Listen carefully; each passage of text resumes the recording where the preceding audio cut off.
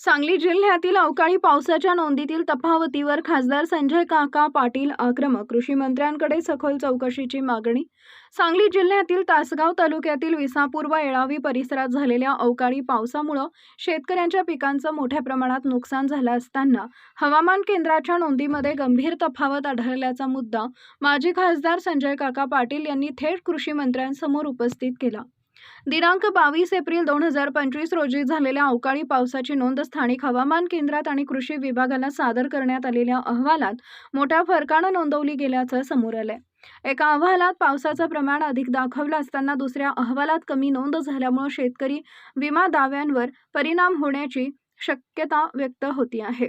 संजय काका पाटील यांनी कृषी मंत्री माणिकराव कोकाटे यांना निवेदन देत संबंधित खासगी हवामान केंद्राच्या कार्यपद्धतीची चौकशी करावी, तसेच सांगली जिल्ह्यातील सर्व हवामान केंद्रांच्या अहवालांची सविस्तर तपासणी करावी अशी जोरदार मागणी केली आहे. शेतकऱ्यांना न्याय मिळावा, विमा दाव्यांमध्ये कोणतीही अन्यायकारक कपात होऊ नये आणि हवामान नोंदींमध्ये पारदर्शकता राहावी यासाठी शासनानं तातडीनं हस्तक्षेप करावा अशी भूमिका त्यांनी घेतली आहे. या मागणीमुळे सांगली जिल्ह्यातील शेतकऱ्यांच्या प्रश्नांना पुन्हा एकदा जोरदार आवाज मिळाला असून अवकाळीग्रस्तांना न्याय मिळवून देण्यासाठी प्रशासनावर दबाव वाढला आहे. तो रिपोर्ट आलेला आहे 38.3.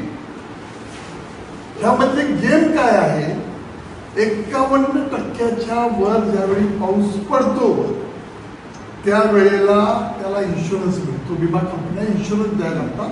शेतकऱ्यांनी ज्या इन्शुरन्स भरलेला आहे त्या शेतकऱ्यांना विसापूर सर्कलमध्ये 3 वर्षापूर्वी काही चुका दाखवल्या करायला या ठिकाणी बँकेत दिली माणसं आणि त्या ठिकाणचे थोडे पैसे वाढवून आणतो. जे खरं होते, जे कमी दाखवलं होतं त्या आधारे घेऊन तिथं 2 वर्षापूर्वी काही पैसे काढले गुंट्यावर 100-200 रुपये.